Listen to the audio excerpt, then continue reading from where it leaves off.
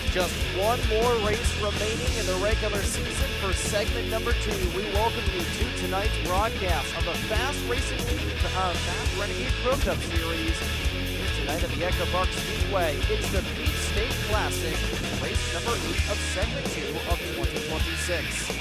A pleasant good evening, everybody tuning in to tonight's broadcast here on the North American Sim Racing Network, your home for the Fast Racing League here on the NASRN. My name is Trey Wright, and we are so happy to have everybody here as we are whittling things down in the final couple of moments of practice here. Before we'll get things underway for race number 8 of the season, Joshua Moyers in 68 car currently top of the charts in practice here at the new version of the Atlanta Motor Speedway, as the current Cup Series cars are currently on the pit lane at Atlanta. As far as we've seen, they are still in currently a weather delay down in Hotlanta, Georgia. We're here on the NASRN with 9 drivers currently on the grid so far, getting ready to turn laps here for 91 laps, just over 100 miles here at the Atlanta Motor Speedway. We are so glad to have everybody in here in the regular season finale for segment number 2. There's a look at John Foreman representing the University of Michigan once again in that 70 machine, and we'll take a look at the point standings. The top 8 drivers potentially making the standings. Actually, we'll go ahead and we forgot to fix some of the numbers on there, so once we get that graphic completely correct during the qualifying, we'll go ahead and properly show that. But suffice it to say, it is a dogfight for the regular season championship right now between Joshua Moyers and Randall Coleman. Those two only separated by 1 point. Coming into tonight's race here at the Atlanta Motor Speedway, race number 8 of the season. Actually, it's Randall Coleman and Joshua Moyers. Coleman right now with the points lead by 1 point over Joshua Moyers. Both those drivers with a win here in segment number 2. Drew Fast also with a win in the 74, behind by 4 points. And it's really just a menage a trois for the regular season title coming into Atlanta tonight. All 3 drivers are on the grid. There is Fast in the 74. There's Moyers in the 68. And Randall Coleman somewhere out on track. I believe he came down the pit lane with only 2 minutes to go here in practice. But Tyler Stallhood backed by 37 points, and Don LaPrade backed by 59. The 47 still looking for a win here in segment number 2. We continue to go down the order, and pretty much it's John Foreman, RJ Bishop, and Blake Warren, the other 4 drivers that would be in here. Chase grid still to be determined based on starts for most of these drivers. Of course, Don LaPrade has missed a handful of races here, but he has been able to pick up the slack when he has been on track here. He doesn't have any wins, but he has been relatively close with some decent finishes in that 47 car. There is James Moore, currently out of the chase by 24 points. Blake Warren right now is representing the cut line by 21 points between himself and Tate Dorsey. No sign of Dorsey yet on the grid. So Juan Figueroa has connected here. 10 drivers setting down a lap time. No sign of Tate Dorsey or Corey Stallhood or Connor Edwards for that matter. James Moore, the only one currently on the outside looking inside the top 12 for the standings. But take a look at the analysis for tonight. It's 91 laps, and a couple of opportunities to get some bonus points for these drivers, with the stages ending at laps 30 and 60 on this 1.5 mile quad oval. We got the new version of the Atlanta Motor Speedway, well, the semi-new version here of Atlanta. It's hard to believe that this configuration of the Atlanta Motor Speedway, or I guess Echo Park Speedway now it's called, it's a 3rd ever race being called the Echo Park Speedway. It's hard to believe that this configuration with the high banks of Atlanta is over 4 years old at this point, but it's still the good old-fashioned layout where you got the quad oval down the middle, you've got the turns back to 28 degrees instead of the traditional 24 that we had for the previous 20-odd years. But it is going to be a really fun race. Hopefully just about as fun as the Cup race was before lightning unfortunately entered the area down in Hampton, Georgia, with 73 laps in the books down south. As practice has ended, Joshua Moyers will end things off with a 29.653 second lap time to end things here in practice. With just a few moments to go, And we'll go ahead and send things downstairs for qualifying for race number 8 of the season to see who will be on the pole position for the 8th race of the season, as True Fast, a little too fast down the pit lane, nearly sending that car into the stratosphere. We'll send things downstairs for practice here, for qualifying, I should say, with 11 cars starting on the grid for race number 8 of the season here tonight at the Atlanta Motor Speedway.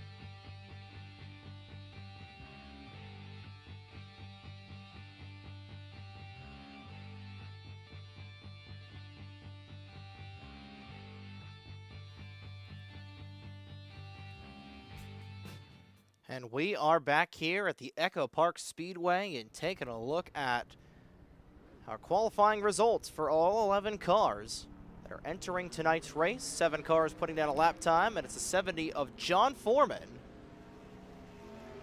who will sit on the pole position for tonight's race. There's Juan Figueroa. The number 8 machine will go ahead and get him a number tag here in just a couple of moments with 3 minutes to go.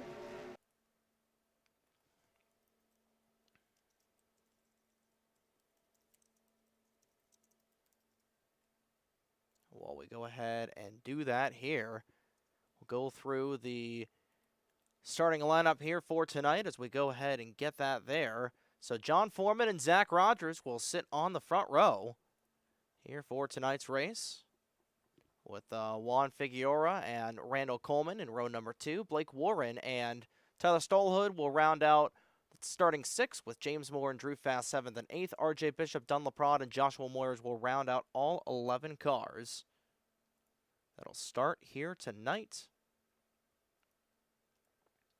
Go ahead and get that number in for car number 8 for Figueroa. We'll go ahead, and while we do that, we'd like to thank everybody for tuning in to tonight's broadcast here on the North American Sim Racing Network.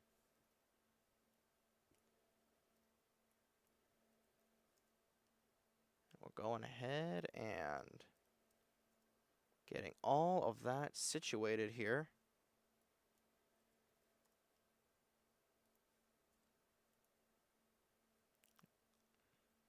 While we've got that here, we'll just continue to get things down to business with 1 minute and 24 seconds to go in happy hour.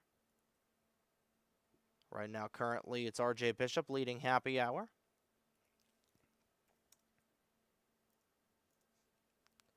Bishop's still leading.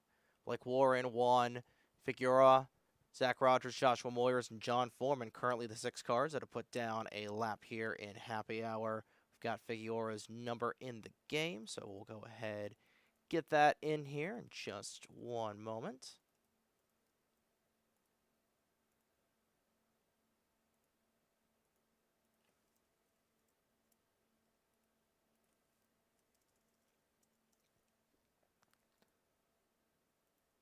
Go ahead, get that all situated, and with 35 seconds to go here in happy hour, we'll go back downstairs. We've got everything nice and situated here.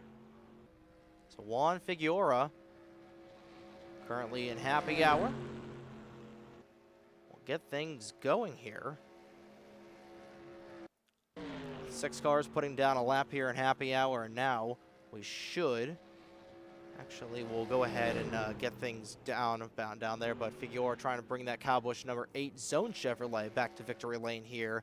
John Foreman going to be starting on the pole position in that 70 car, and that will do it here for practice. That'll do it here for happy hour, and that will do it for qualifying, and we are getting ready to go underway here.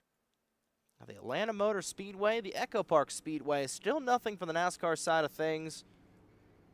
So we're still in a weather delay of the real-life Atlanta Motor Speedway, but we'll send things downstairs momentarily.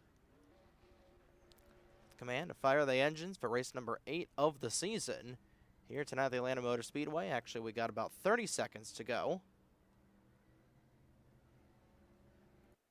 So we'll go ahead and, well, we still got 30 seconds. We'll take a look at our point standings.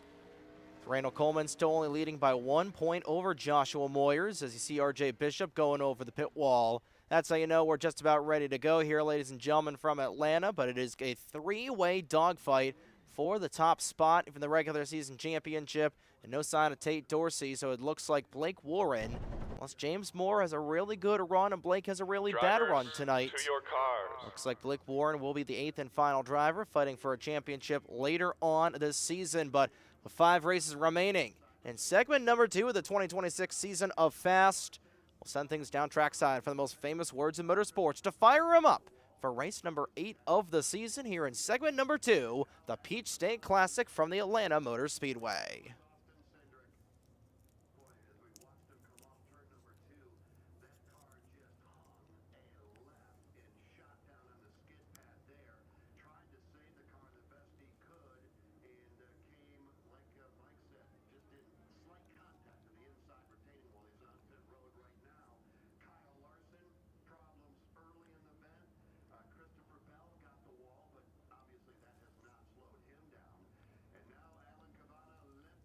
Drivers, start your engine! 11 cars fire to life here on the back straightaway at the Echo Park Speedway. John Foreman and Zach Rogers will be on the front row here for tonight's 91-lap event. Juan Figueroa and Randall Coleman in row number 2. Blake Warren, Tyler Stallhood, row 3. James Moore will be rounding out the starting 7 for here tonight as everybody is on the track and ready to kick things off. 91 laps around the Atlanta Motor Speedway. Stage breaks every 30 laps here tonight. At the high banks of the Echo Park Speedway, we are ready to rock and roll as the Toyota Camry pace car is down the pit lane. Here we go for just over 100 miles in Hotlanta. Foreman and Rogers will lead them through the Echo Park restart. So when the green flag is out and away, let's go racing in Hotlanta, ladies and gentlemen.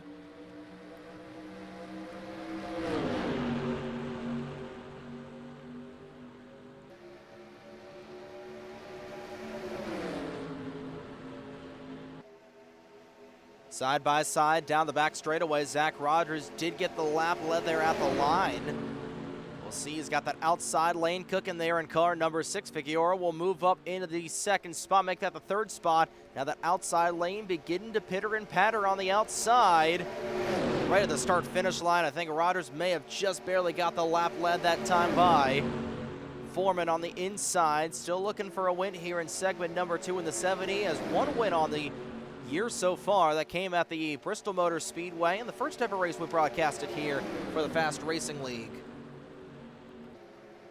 Foreman in that Michigan Mustang got the Camaro, the Revolution Motorsports Camaro of Zach Rogers. The 6 and the 9 cars on the outside lane, and Rogers will go for the race lead. A big push coming from Randall Coleman, and Rogers, who hasn't been on the grid a lot here in Fast in segment number 2, going to the race lead. Meanwhile, his teammates of Tyler Stallhood down to the inside. Stallhood also with a win here this season, if memory serves me right, in all 10 cars, staying relatively close to one another. A relatively small field of drivers here at Atlanta.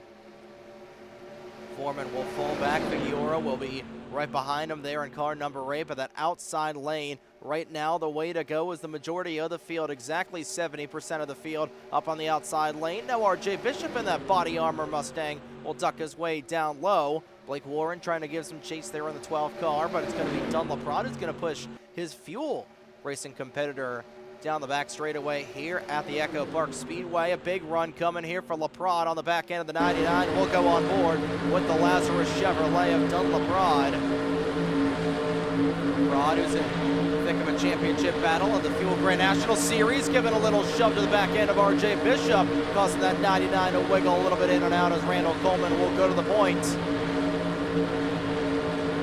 Coleman the 9, Rogers in the 6, Revolution Motorsports still side by side. A big shove coming from James Moore on the back end of that 12 car. Remember, as Blake Warren got in the outside wall a little bit, he's going to be riding the Lightning. Moore will thumb his way down to the inside. And remember, that is a crucial spot for this chase for the championship, as Moore only 20 points behind Blake Warren, 21 to be exact. He's going to move his way up. Blake Warren's going to move his way down.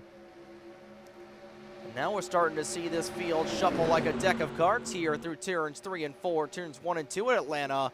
Coleman, Bishop, LaPrade, Stallhood, and Figueroa down the back straightaway here, your top 5. Rogers beginning to buffer a little bit in and out there. Seeing him beginning to warp a little bit back and forth in that problematic insurance number 6 machine. James Moore, John Foreman, Blake Warren, and Joshua Moyers all on the outside lane. And Moyers right now second in the point standings, only 1 point behind Randall Coleman. The way they run right now, Randall would gain a pretty big advantage over that 68 car, and he would be the regular season champion in that Amazon Flex Chevrolet. One lap so far, but Zach Rogers going to get the run on the outside corner. It's a Denny Hamlin scheme versus the Chase Elliott scheme. Of course, most of the field as Drew Fast is pulled on the racetrack. So it looks like Fast, who is initially going to start in the 8th spot, will come on here. He is going to be quite a few laps down to this point, and the way that we run here in Fast is Well, I don't think we're going to be getting a caution flag anytime soon unless we get some seriously aggressive drivers. We're already 8 laps in the contest, and Fast going to be 8 laps down. He is going to need a caution to get those laps back that he missed with some technical difficulties. Here comes Foreman down to the inside. We go on board with that Wolverine 70 machine. Ford versus Chevrolet down the back straightaway. We're on lap number 9 of the night, and Fast is 8 laps down. Firmly in the 11th position. Foreman trying to get back to the race lead. Rogers just getting a really good run on the outside lane, and at the start-finish line, that outside has been proving to be really, really effective, which, you go back to the old layout of the Atlanta Motor Speedway, was not the case, particularly on the restarts. The outside lane was not the way to go.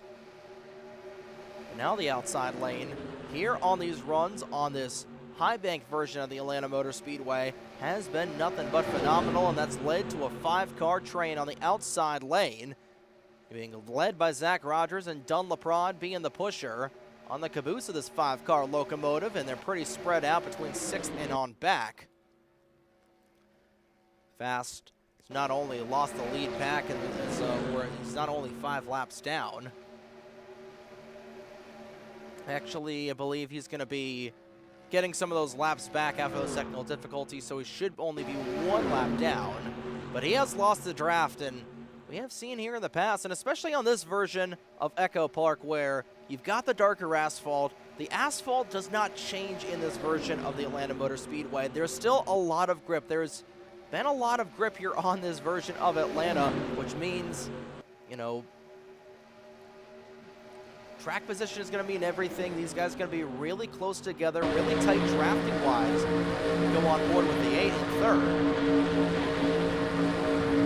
You really need to be with one another. You really need to be in this lead pack if you want to have any chance of winning this race here tonight.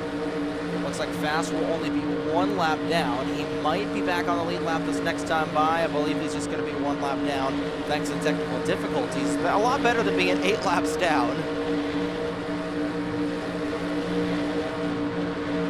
Really see just how well these guys are pushing one another. Separated by only mere inches, maybe a foot or so, but everybody is going to go into the choo-choo train. The only side-by-side action we've got here is quickly going to get snuffed out as Moores will move up a position. That's going to be the first time the 68 car has passed anybody here tonight. Only took 14 laps, and we're just about halfway through the first stage of the Peach State Classic. In case you're just tuning in, you haven't missed much. Only 1 car off of the lead lap, and that's Drew Fast. After he missed the start of the race in that Valvoline 74 car, and he is going to be way back. He's going to need a caution flag as Randall Coleman will pop out of line, trying to save a little bit of fuel here.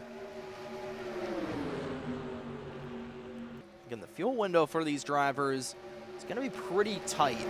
Expect about 45 to 48 laps, which should, in theory, get these guys to about halfway before they need to pit, so they should be able to do this race on 1 stop. But when you're running in a pack like this, when you're drafting, when you're using so much fuel, and again, these guys, they're rocketing around 185 miles an hour here at intermediate. These Ilmore engines, they're going to be using a lot of fuel, so I really don't think this race is going to go caution-free, especially now that they're going to break up the train. Now they're going to go 2 and 3 wide potentially here.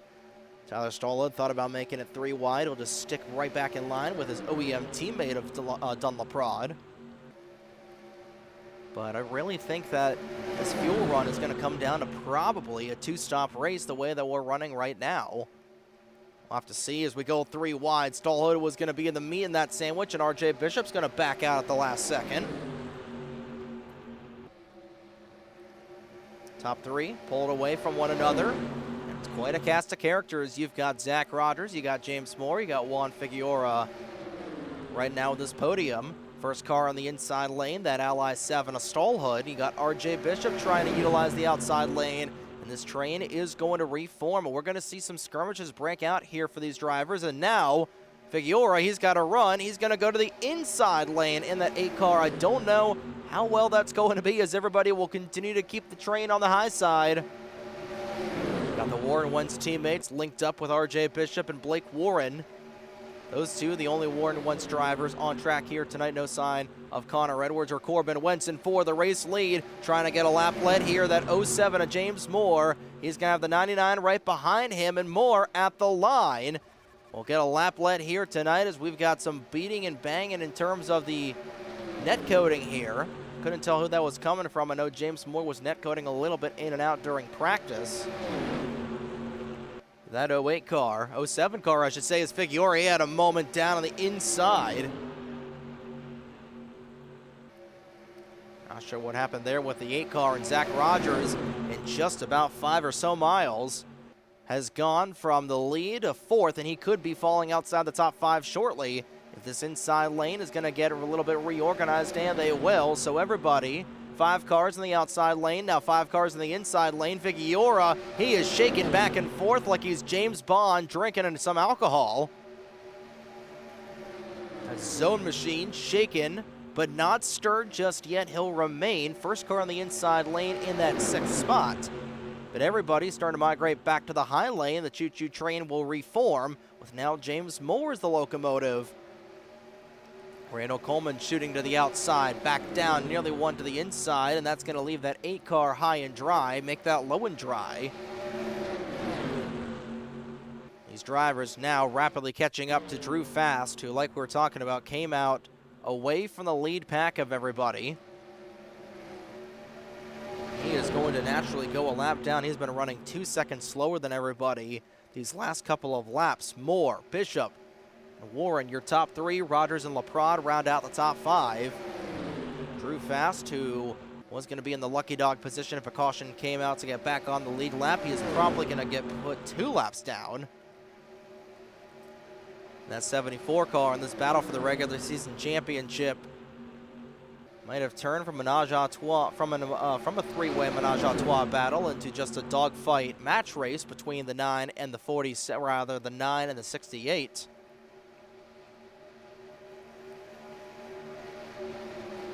And you look, just 1 point separates Randall Coleman from Joshua Moyers, and right now Randall doesn't have any laps led just yet. Neither does Joshua Moyers. We'll have to see when these stage points will come out here, with the stage ending in just a few laps here at the Atlanta Motor Speedway. Right now, that will benefit Randall Coleman. It's James Moore who continues to lead the way, but RJ Bishop looking for an avenue around that 07 car. But how about these Fords showing up in droves? You've got Fords all right now sweeping the podium positions, with the blue ovals running 1, 2, 3. And it is a plethora of Chevrolet bow ties behind them there, with Rogers, LaPrade, Coleman, Joshua Moyers, and Tyler Stolhood making their way up through the pack. And if I'm not mistaken, it's just these 2 American-bred manufacturers rocketing around here. We got no Toyotas, don't have any Dodges, don't have any other foreign manufacturers on track here tonight. So it's a good old-fashioned battle of Ford versus Chevrolet, a timeless manufacturer battle here at a timeless facility in the Atlanta Motor Speedway. Should take down the points graphic while we've got a chance. And Fast finally in the lead lap, finally running. He ran a faster lap. He ran a 0.4 of a second faster lap than the 8 car. So Fast definitely has a pony there in that Mustang. But he's 2 laps off the pace. He's desperately going to need a caution flag to come out, and the way these guys are running right now, I wouldn't be surprised. We've got a battle for the race lead. RJ Bishop to the inside of James Moore. Oh, Bishop, he had a moment way down to the inside, went the 99. He got super loose coming off the corner. He almost wrecked that body armor Mustang. And that was a moment there for the 99 car, and he will drop all the way back to 10th. So James Moore will continue to hold on right here and right now. We go on board with the 9 of Randall Coleman. And Randall, with help from behind from Joshua Moyers, those 2 teammates for Revolution Motorsports, but they're all also fighting a little bit in this championship battle. Follow on the outside lane with that full throttle 07 car of Moore. Moyers pushing that 68, rather that 9 car to the race lead. A little bit of contact there. Moyers nearly got sent 3 wide. That could have been close there for the 68, and he is still on the back end of that Amazon Flex machine. Coming around. 2 laps to go. Next time by here in stage number 1. And these guys really starting to sardine it up here when it comes to their running positions. 2 to go in stage number 2. We'll see if anybody will try and flip the stage here this next time by. Sticks high in the air for stage number 1. Joshua Moyers knows that he needs as many points as possible. Same thing with James Moore, along with that 12 car of Blake Warren. Again, those two only separated by 21 points, and they're right now racing like it's the final lap of stage number 1. We still got a mile and rather about 2 miles left here, guys. Coleman to the front. Looking to lead his 4th lap of the night. Moore with a run on the outside, dead even at the line. I think Moore edged him out. We'll have to find out here. Final lap of stage number 1. Randall Coleman out by about a car length and a half over James Moore. A big push coming from the 68. Big run coming from the outside lane. They're a little bit more organized. Moore trying to get that desperate stage win. He's going to have the run on the outside lane, inside lane trying to lock things up. And at the start-finish line, James Moore will see the green and checkered flag in the air. Stage number 1 will go to the 07. A much-needed stage win for James Moore. I believe Blake Warren may have just edged out Randall Coleman for that 2nd spot. We'll see what timing and scoring says at the line. And it will be Blake Warren who will get a much-needed 2nd place in that opening stage of the night. And Moore will drop all the way down, and he is going to come down the pit lane along with the Ada Figueroa. So here we go on lap number 30 of the event. Those two are going to come down the pit lane very early. You know what we saw? We thought about maybe 45 laps for a run here at Atlanta tonight. We didn't think about maybe 30 laps. And it looks like the majority of the field is going to be coming down the pit lane this time by here. So everybody was just trying to get to the end of stage 1. And here we go. Randall Coleman pitting from the 3rd lane. John Foreman from the 4th lane. But everybody checking down the pit lane here. Handful of cars will stay out. Drew Fast will stay out. Same thing with Joshua Moyer, so clock a lap led for the 68 car. In terms of the bonus points, but they're led on the pit lane by the 6 of Zach Rogers, and in the pits they go. Will follow along with the driver that was on the outside pole position, John Foreman. The driver who was on the pole position will come down the inside. Coming down here on lap number 32, Joshua Moyers on the overcut will come down the pit lane. The only problem with him is that Drew Fast stayed out an additional lap, so he's currently going to get 1 lap back. Moyers in that 11th and final pit stop down the pit lane. We'll see where he will come out of the pit area. There's James Moore in the 07. Here comes the rest of the field back out. Moyers getting some service once still on the right side of that 68 car. Rogers, first one out of the pit lane, right in front of that 47 of LaPrade. And Moyers, pit lane speed, just now exiting there. He's just trying to grab a quick gear. Get back ahead of these drivers. You got LaPrade, you got Rogers there at full song right now, and Moyer's trying to get to full song, but he doesn't have a whole lot of drafting help, and Zach Rogers, with a big push coming from Dunn LaPrade, will slingshot those two into the race lead, but Moyers is going to advance pretty heavily with this overcut, and he's going to have some fresher tires compared to everybody else, and Zach Rogers, the outside pole sitter, back to the race lead. It's going to shuffle things up a little bit, and as well as spread some stuff out. Zach Rogers in the race lead. Dunn LaPrade in 2nd by about a car length and maybe a 5th. Joshua Moyers will be in 3rd. Blake Warren will be in 4th. Randall Coleman was 5th. Tyler Stallhood was in 6th. John Foreman will recycle out to 7th. 8th is going to be James Moore. 9th will be RJ Bishop, and 10th is going to be Juan Figueroa, with Drew Fast in the 11th position. And actually, Fast is being shown as the race leader right now, so he is still not come down the pit lane. Of course, he's going to lose a lot of time to Zach Rogers and company when they come back around. You know, Fast, he's got, 9 lap better tires than everybody, rather, He's got 8 laps more of fuel and tire wear than everybody else. And you know what?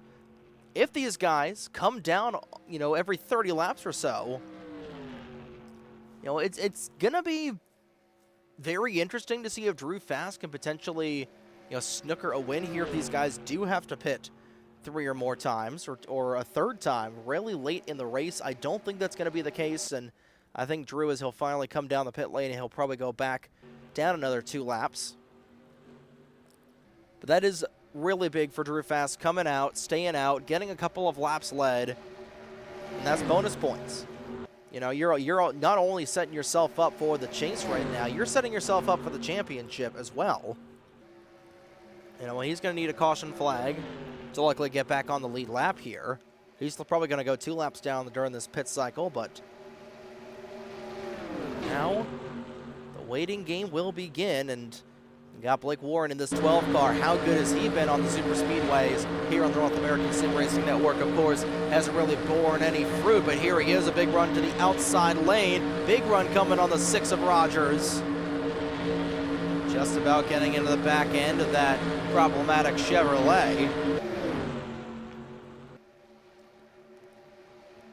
But he is surrounded by Revolution Motorsports Chevrolets, Dunlop Chevrolet as well, and that Warhorse Racing automobile.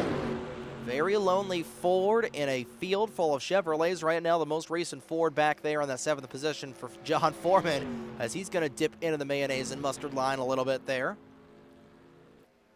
Drew Fast back out on track, and I believe he's just going to lose the 1 lap. So that will put him in the position for the lucky dog. If the caution flag does come out, but we're already approaching the halfway point of tonight's race here at the Atlanta Motor Speedway with 52 laps to go, 51 this next time by.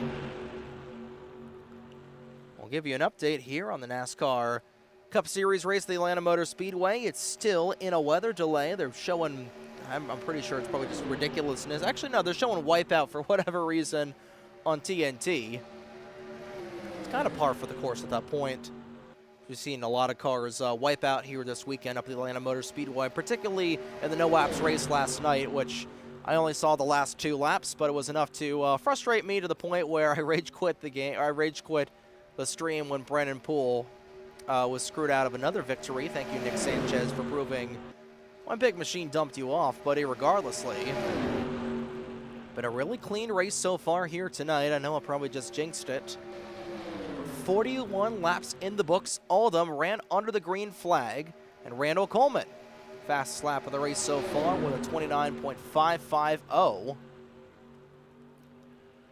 For 10 cars on the lead lap, 11 on track in total. And Fast trying to get a big push coming there from James Moore. And those two currently about 11 seconds behind these leaders who have now gotten themselves into a train here at Atlanta. Rogers in the 6, the the engineer, the lead engine, and Tyler Stallhood in the 7, the caboose. So it's a 6-7 line of drivers here. I apologize to nobody, ladies and gentlemen, but trying to break that up. Here is that 12 car. Blake thought about going to the outside. Thing is there, you've got all these Revolution Motorsports guys together. You got 6 cars, you got a 6-pack of cars in line. 5 of them are Chevrolets, and 4 of them are teammates for Revolution Motorsports. Coleman digging down to the inside, not able to get there just yet.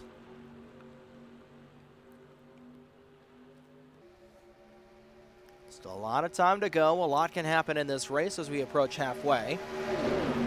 Take a look here at the rest of the segment 2 schedule. Tonight's race, the first of 5 races in a row we've got here for the Fast Renegade Pro Cup Series. It'll be live here on the North American Sim Racing Network next week. It's actually going to be a Sunday night live broadcast here from the North Wilkesboro Speedway. I was originally planning on going down to North Wilkesboro in person, but just time constraints and the fact that I really don't think my 2007 Honda Pilot would be able to make the almost 600 mile round trip journey down to North Wilkesboro and back. So that will be a live broadcast next Sunday night for the opening race of the chase. And then, of course, we go to the Brickyard, we go to Iowa, and we go to Richmond for the other 3 races here For the round out segment number 2, we got a pass for the race lead brewing here potentially with Blake Warren nosing his way to the inside. Randall Coleman looking to go along with that 12 car, and the way things run right now, Blake Warren looking in a really comfortable position. Well, that was not comfortable whatsoever as he zigzagged his way onto the banking. Stallhood had a heck of a moment there off the corner. He's able to save that 7 car, and losing a couple of spots there was Warren. He's going to drop back from 2nd to 4th, and that will bring Joshua Moyers back up in line with these drivers.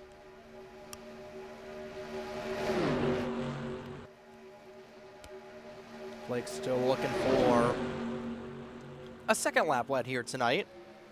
Zach Rogers now beginning to blip in and out. 6 different leaders. Zach Rogers leading the most laps at 27 so far. Next time by will be 28 laps in the books there for that 6 machine, but he's having some netcode issues by the looks of it. You can see that 6 car ping-ponging a little bit around as the lead is 28th lap led of the night. Go on board with a 68 of Moyers, and you can see that 6 car fidgeting a little bit in and out with those netcoding issues that we've seen a lot here in Fast. We've seen a lot of drivers have some of those issues. We saw Blake Warren had a moment handful of laps ago. We were talking about James Moore a little bit earlier on, and Moyers thought about making it a run to the inside. No such luck yet. It's still a 6-car train that has opened up a 13-second lead over everybody else with James Moore, John Foreman, and Drew Fast all in a line with one another, but 6 cars in a line, a little bit faster than 3 cars in a line. We're past the halfway point here in tonight's race, so we'll go ahead and go through the field here tonight. Blake Warren nearly goes up on the outside wall.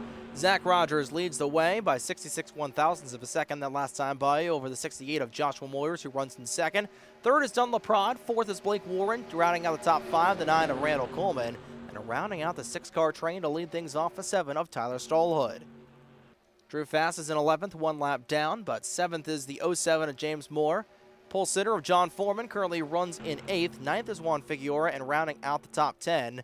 The 10 cars on the lead lap, RJ Bishop, still trying to make some hay there with that 8 machine, but they are being quickly caught up to by the leaders right now. Last time by, they were 23 seconds behind Zach Rogers and company, and given that we're running about 29.5-second laps here at Atlanta, that is not a whole lot of distance. That is about a straightaway between the 99 and the 6 car with 40 laps to go, quickly approaching the end of stage number 2.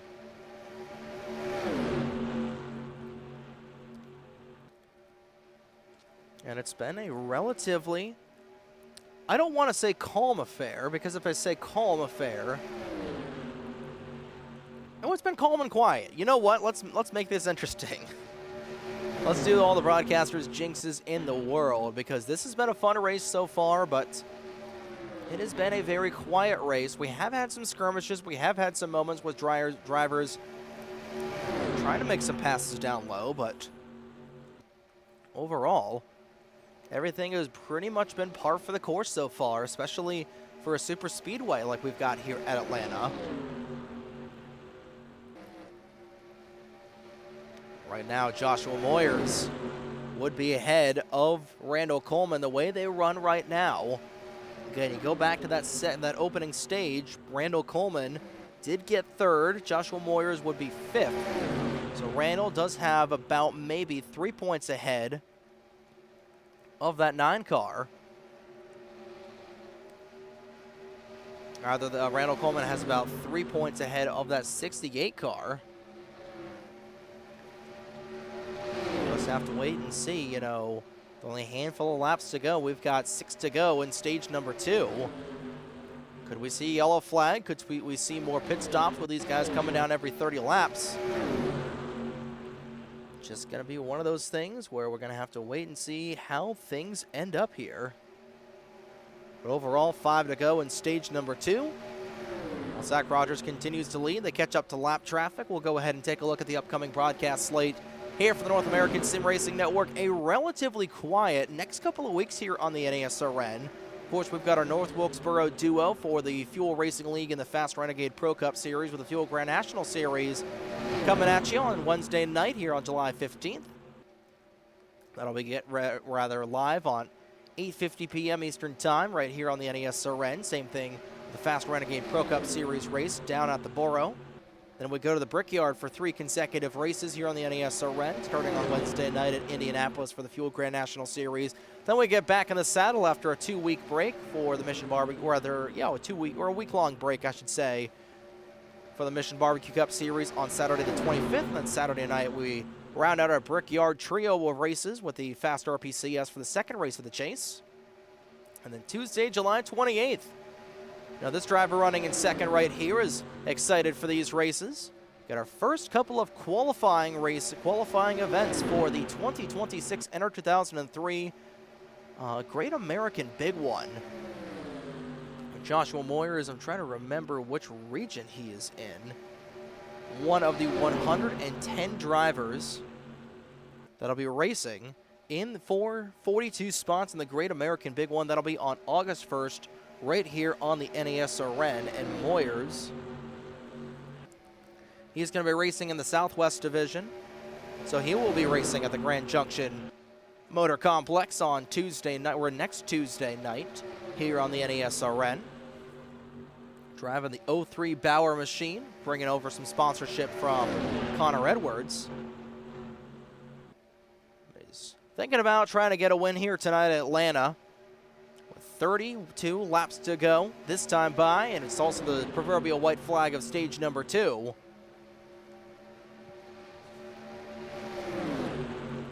Down the back straightaway for the final time here in the second stage, and Zach Rogers has pretty much been led wire to wire over the course of stage number 2. Has led 39 laps here tonight. Don LaPrade trying to make a move down to the low side. Might get a little bit tight off the corner. He's going to dump some air on the deck lid of the 68, and that's exactly what the Bulldog needs. Stage number 2. Going to Zach Rogers in that problematic insurance Chevrolet for Revolution Motorsports. Had a Ford win stage number 1. Got a Chevrolet winning stage 2. We still got a lot of Chevys up at the front here with 31 laps to go. And now this is where we're going to start to see some drivers making some moves here tonight. When do they make that second pit stop? They came in at around 30 laps in the books. We'll have to see when Figueroa will make his run. Again, he is 1 lap off the pace, so Figueroa will likely come down the pit lane this next time by, along with James Moore. RJ Bishop out of the race in the 99, retiring 3 laps ago. So that will leave us with 10 cars on the track, 8 of them on the lead lap. And when will we see some strategy for these drivers begin to poke out and away? Go back on board with the 9 of Coleman.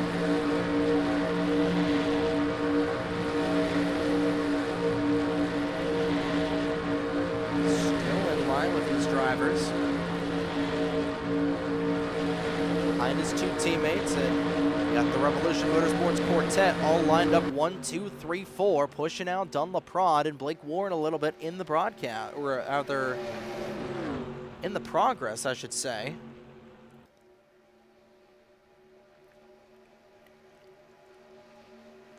So with under 30 laps to go, still waiting to see, I believe it's still, the race from Atlanta still in a weather delay. So we've got all the action here from Atlanta right here on the NESRN. Zach Rogers, he has led his 43rd lap of the night that last time by.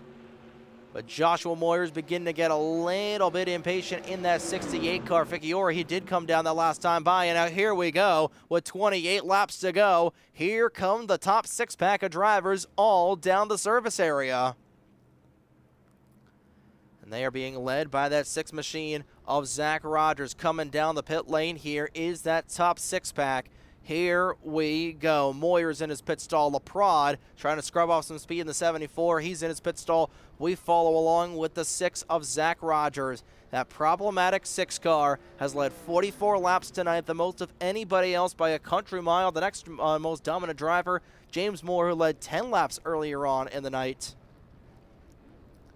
Everybody going with 4 tires by the looks of it at the line. Moyers is going to beat out Zach Rogers by just a smidge. He will. Some big swings in the running order. But losing the race lead was that 6 car. Did anybody stay out? John Foreman, I believe, he stayed out an extra lap. Same thing with Drew Fast and James Moore. Actually, I think Moore may have just come down the pit lane. We'll see at the line where these guys are running. Moore, I believe he came down a lap earlier than these other drivers. And here we go. This is the battle for the race lead right now, as Joshua Moyers, who came down a lap earlier. Everybody else did. Here comes Rogers, thumbing his way down to the inside. Here we go. Battle for the race lead. Rogers will take it right back away from Moyers, and now Moyers, who was on an overcut strategy with these drivers earlier on in the race. Line, Tyler Stallhood. I don't know why we're trying to mess around with different camera angles here. We do know that Zach Rogers back out in front. But these two battling have brought Tyler Stallhood back into the fold. 25 laps to go. And that was not a good pit stop for Dunlap, not a great pit stop for Randall Coleman either. They're trying to get linked back up. Same thing with Blake Warren. And currently it's a three-way battle for this race lead. Are the other two going to be able to get back to one another? Later on, if these top three start to fight, as Moyers and Stallhood looked like they were going to drop the gloves, they'll keep things civil for now. Of course, all this happening right behind that 6 car of Rogers. Moyers trying to get the run off of the outside left lane of turn number 2. Really, you know, it's really just come down to 6 drivers that have been really competitive in this race so far, and 3 of them on top of one another. Rogers still trying to block all covers. 23 laps to go, and that is a long time to be the leader, and that's a lot of fuel you're burning if you're Zach Rogers. If you're Joshua Moyers, you're tucked back in line, you're saving fuel, you're just trying to get to the end. And again, you've not only got a teammate in front of you, you've got a teammate behind you. If you're Revolution Motorsports, you're just looking to get a win. If you're Randall Coleman, you're just hoping that your team can just get a solid win here tonight.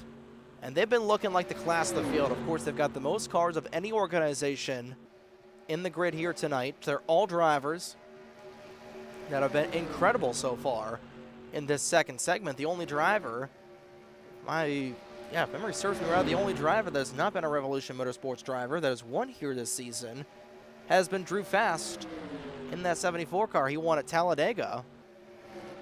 Or excuse me, was it Talladega? It was Nashville. Nashville that Drew Fast won. The Nashville or Pocono? I believe it was Nashville that Drew Fast got his first ever, or Pocono. It was one of the two. It was either Pocono or Nashville. I believe it was Pocono that Drew Fast was able to get his first points-paying win. Now John Foreman, James Moore under fire from these other drivers. Top 3 all in line with one another. Randall Coleman still with the fastest time of the night. Still just rocking around this Atlanta Motor Speedway like there is no tomorrow. Down to the final 20 laps here in Hotlanta. Zach Rogers has dominated. Make that his 50th lap led of the evening. Joshua Moyers has only led 3. It's been a caution-free affair so far here tonight in Hotlanta. Tyler Stallhood beginning to drop back a little ways away. I think he's just dragging the brake to give himself a pretty big run on these guys. I don't know if you want to do that this early in the run. Again, we've got 19 to go this next time by. If you're Tyler Stallhood, you're just trying to be tucked back in line right behind that 68 car as long as you can. There's not a whole lot of room separating our leaders, our lead 3, from those 3 lap down cars in front of these guys.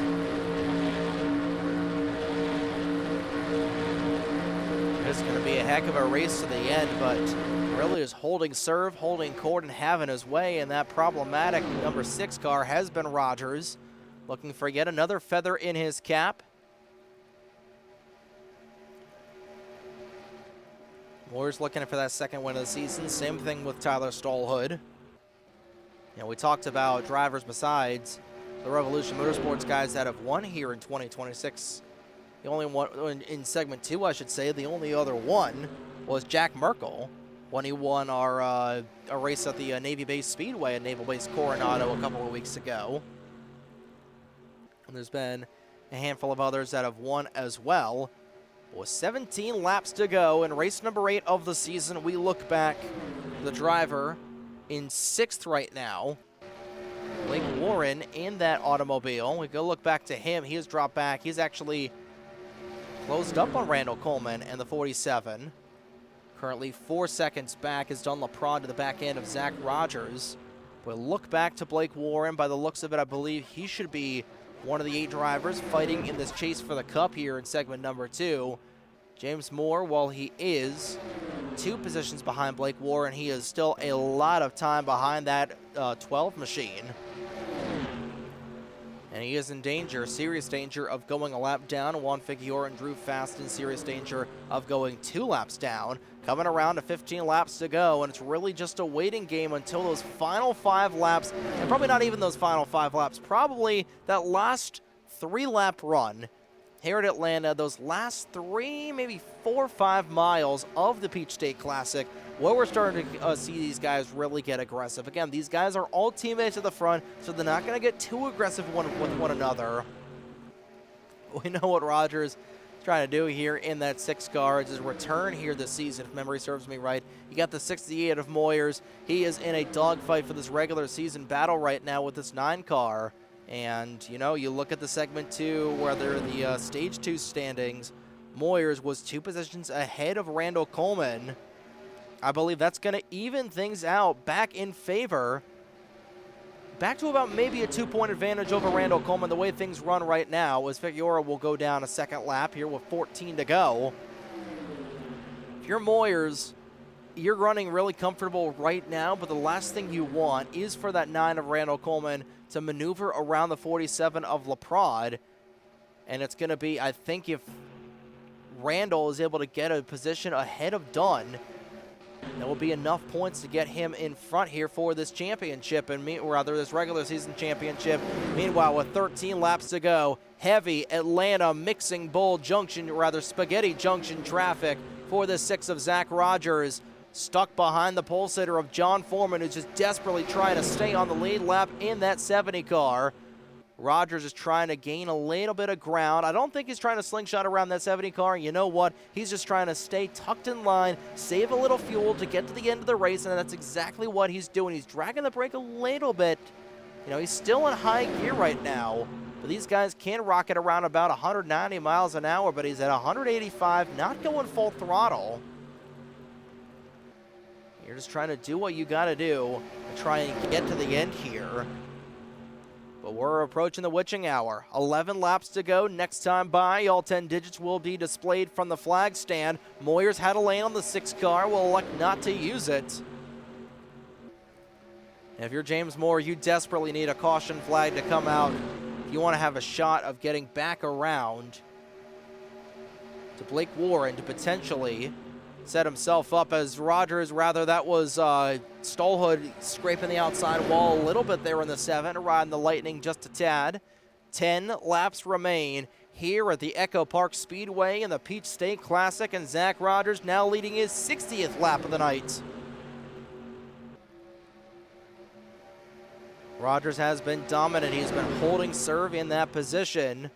What can Moyers do? What can Stolhood do? And how hard will they fight on their teammate? And do we remain caution-free for the rest of this race?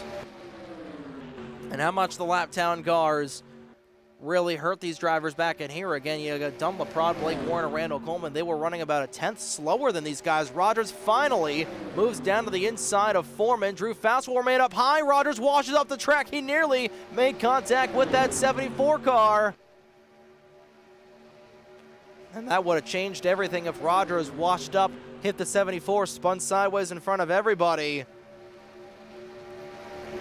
And now, leaders have gotten around lap traffic, and the fight is on there between the 07, the 7, and the 8. A lot of traffic back in here with these drivers, and LaPrade and company still have not been able to gain any sort of ground. 8 laps remain at the Atlanta Motor Speedway, and Zach Rogers has been on rails so far tonight. I think if you're Moyers, you look back here, and Randall Coleman, he has actually slipped back a position. So that's good if you're Joshua Moyers, and that's even better if you're this 6 car of Zach Rogers, because right now the way they run, Joshua Moyers, the defending champion back in segment number 1, he would be the regular season champion here for segment number 2. The way they run right now, I think Randall is just looking to try and take advantage of maybe Blake having an issue, and then opening up the door here for him to slingshot around Dunn. He is running out of time. But I believe the way they run right now, you know, Moyers currently runs in 2nd and Randall currently runs in 6th. That should be enough points to give Joshua Moyers the regular season championship. But does Josh want to get a little bit greedy here tonight and try and get that 2nd win of the season? I really don't know. Again, Zach Rogers, he has been a tough nut to crack here tonight, and we saw that pass for the race lead happen right off of the pit lane where it looked like Moyers was going to get the run. Figueroa a little bit out of shape there in the middle of 3 and 4. He's able to hold on to that in that 8 car. 5 laps to go as they flash underneath the start-finish line. Zach Rogers, 65 laps led on the night, has been the dominant car all evening long. We're starting to enter that ledge. Or hey, we're at the point of no return. You reckon now that's not going to be, you're not going to get any sort of restart, so we're clean and green for the remainder of this race. Another green flag finish here tonight in the Fast Renegade Pro Cup Series. 4 to go this next time around. Rogers still out front in that 6 car. Moyers is trying to look for a run, but hasn't been a whole lot. Now Stallhood, he's backing up to the back end of the 8 car. I think Tyler, he's looking to get himself a pretty big run. He has got an OEM teammate right behind him. Figueroa giving a huge shove to the 7. It's going to be hard to break up this duo of Moyers and Rogers, though.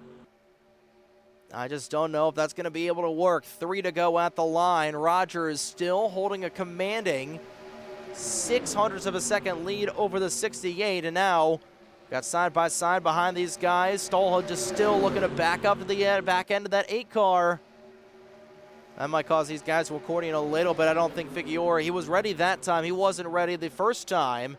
And now a little bit of space brewing between that 68 and that 7 car. Flashing around, 2 laps to go. Sticks high in the air here in Hotlanta for Zach Rogers. Only just about 3 miles remaining, separating Zach Rogers from yet another win. And here comes the 7 of Stallhood. He's got to run to the inside. He's going to get around the 68, or can he? Oh, everybody in the outside wall. Stallhood knowing the time is now.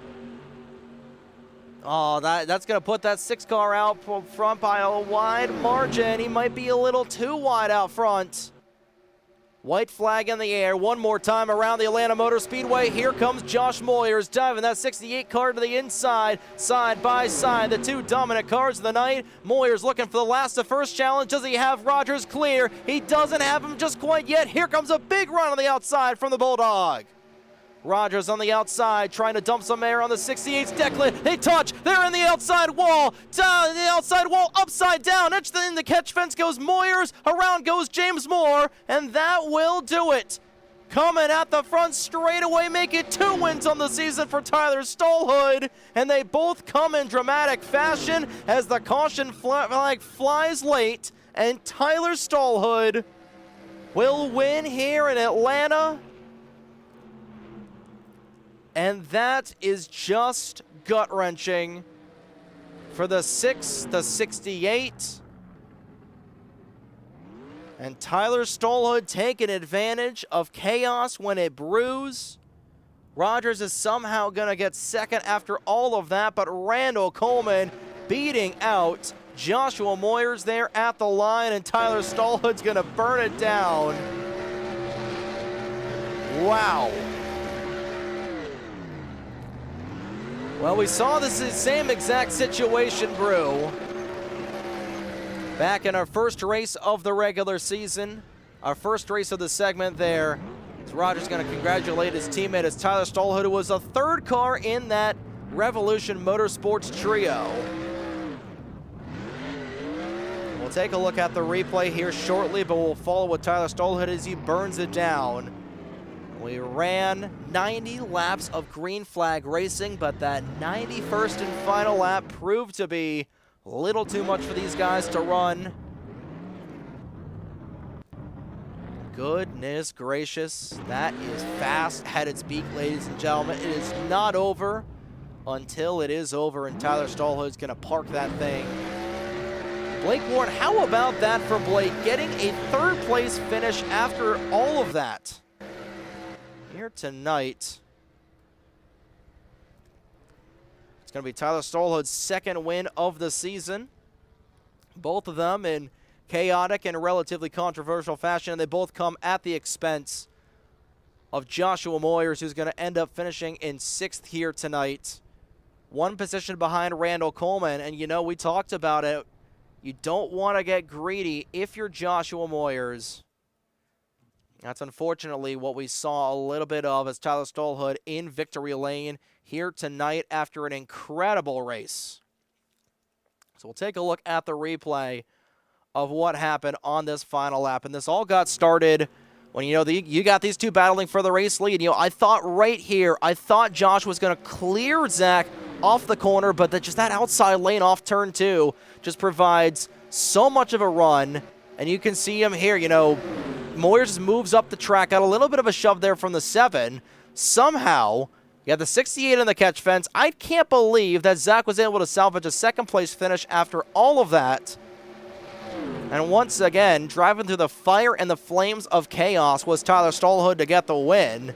And at the line, it was just so close at the line, and Moyers is once again caught up in a last lap crash that will end the race and take away his chances of getting a win.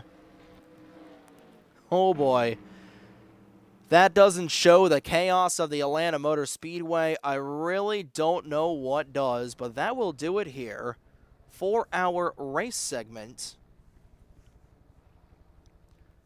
We'll go ahead and take things downstairs for a post-race interview here in just a few short moments after a wild end to what was a relatively calm and collective race for the opening 90 laps, but that final mile and a half just proving to be a little too chaotic for our liking, and Tyler Stallhood getting one lap led on the night. It was the most important one.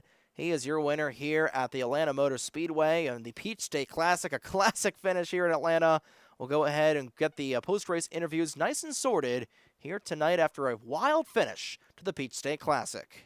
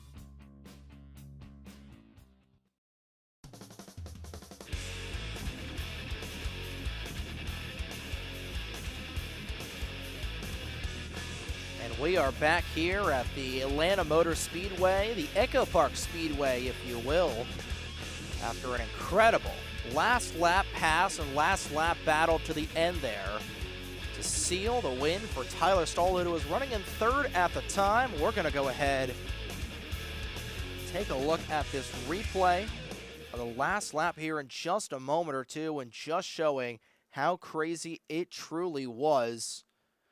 Take a look at the replay. This was coming to the white flag, and Zach Rogers was leading at this point. But then was Joshua Moyers ducking his way down to the low side. They went side by side for that last lap. You saw Tyler Stallwood, he nearly ran up on the 8 car of Juan Figueroa. And again, it was just a side-by-side drag race down the back straightaway, but a little beating and banging. I think it was just a racing deal. I think it was just a little bit of contact there. They both go up into the catch fence. Moyers, side over side, barrel rolling akin to the finish that we saw at Charlotte earlier on this season in the Coke 600.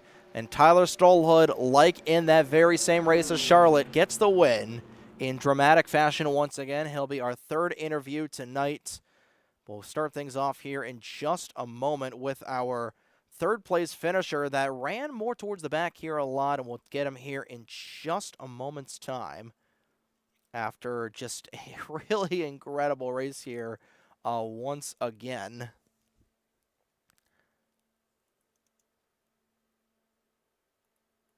And we'll go ahead and bring him up in here. User was moved to We'll your talk channel. with the driver of the number 12 body armor Ford Mustang for Warhorse Racing. Mr. Blake Warren, you got a copy of us here up in the broadcast booth? Got a copy with you, Trey. Well, it's certainly good to hear from you. It's been a long time since you've had a post-race interview here tonight, but driving your way through the fire and the flames here after just an incredible race, just your thoughts on the finish of that race and being able to secure a third after all that. I wish that second and first decided to pull vault into the event so I could have gotten the win there. Well, I mean, they did there for a brief moment as the first and second place cars did pull vault in the fence. But overall, these super speedway races are always just so fun to watch. But, especially here in Fast, they're really slow and methodical. So, what was your take on the race, for the opening 90 laps before the battle at the end there? I mean, I'm still not entirely on Atlanta being a super speedway track because it does not handle like a super speedway track. My hands would shake back and forth trying to keep it cut down just enough, but also right on the lines and trying to make sure I didn't run anyone over, trying to make sure nobody ran me over. I was white knuckle racing the whole entire time. Place like Talladega, Daytona, I can be able to handle that a heck of a lot better. That's like a Sunday drive for me. This was like trying to drive through Pack City at 180 or 90 miles an hour. So, and then just the fact that we only had 2 lanes to be able to really work with, not even a true inside lane to do anything with. I mean, it certainly has that speed, and it certainly has that but I think it's even worse, truth be told. Yeah, and especially with this version, and you see it with we've seen it with the real life Cup cars, especially with this aging surface. You were talking about how it's a little bit bumpy in the corners, and that really tends to upset the car, and it's really hard driving through the pack like this. But you came into tonight knowing that you needed to finish a decent bit above James Moore, and you're able to not only do that because he ran into some trouble here tonight with the falling a lap down, but you're able to finish in third by being hopefully secured in the chase grid here tonight. What are your expectations for the next 4 races? You've got 3 really good tracks coming up. You've got a couple of flat ovals with Iowa and Richmond. You've got Indianapolis, and you've got one other track that you got North Wilkesboro coming up. So you got 3 flat ovals and a super speedway coming up. What are your expectations here trying to get battle for a potential segment championship? Well, I got to be honest, we're not going for a championship. This season, in and of itself, as a whole, has been really, really disappointing. We started off the season with about a 10th place finish, close enough to it in Daytona, and it's been a rocky, rocky road since then. Uh, everyone else is going to outperform us. I think the only track I'm going to actually have fun at is Indianapolis, and that's provided I get back here in time after leaving the actual Indianapolis race. So 2.5 hours from Indy to Cincinnati, that's going to be fun. But we're here to race. All of one Wentz came in strong at the beginning of the season, and pretty much I've been the most consistent driver showing up at least, but the results are not there to match it. We're here to get experience. We're here to get laps in. As for a chase, as for a championship, it's not happening here. So it is what it is, and that's just all I've got to say about it. We'll just have to see how things can go. A lot can happen in 4 races, and never say never has been one of my mottos when it comes to auto racing. But we'll give you the floor to thank any sponsors that you want here tonight. If there's anybody you want to shout out here on the NESRN for our 3rd place finisher here tonight in a wild final lap here at the Echo Park Speedway. Blake, the floor is yours. Well, I want to give a shout out to James Moore. He was the one who both sponsored this race and all these races here ahead. So out to him. I didn't actually know that we had any more races on the docket to be sponsored or anything like that. Just got to say thank you to Corbin, RJ, Connor. I know he's been away for a while now, and he's got his own stuff going on. Big love to all the Warren Wentz guys. Shout out to Will Goss. Really, really proud of these guys for how they've managed to do all across the board and all the series that we're running in. And you know what? I love this body armor car, and I love the body armor paint schemes. Not too keen on the one running right now in real life, but and really happy to at least make a time up for it. So thanks to my family for letting me race tonight, and thank you to Chrissy for letting me race as well. I know she misses me on Sundays, so we'll just see how the rest of these races go, and hopefully we'll finally get ourselves a win. Hopefully you will see that here in the next couple of weeks as well. You've got 4 more races in the segment. Of course, we've got a lot going here in segment 3 later on the line as well. But, hey, solid podium finish for the Body Armor 12 car here in the Fast Renegade Pro Cup Series. We'll see if Ryan Blaney can probably do the same in probably about 4 hours whenever the rain stops down in the real-life Atlanta Motor Speedway. But, Blake, it's always a pleasure to hear from you, and we'll see you this upcoming Wednesday night for the Fuel Grand National Series North Wilkesboro. And we'll also see you next weekend as well for the opening race of the chase here for segment 2 for the Fast Renegade Pro Cup Series. But till then, have a good night, dude. Enjoy your week, and we'll see you Wednesday. Thank you for what you do, Trey. I'll see you later. See you, man. User was moved out of That your was Blake channel. Warren, driver of the number 12 Body Armor Ford Mustang for Warren Wentz Racing, your 3rd place finisher of tonight's race. We'll bring in our 2nd place finisher, driver of the number 6 Problematic Insurance, number 6 Chevrolet Camaro, Mr. Zach Rogers. You got a copy of us here in the broadcast booth? Yeah, just give me 1 quick second. You're all right, dude.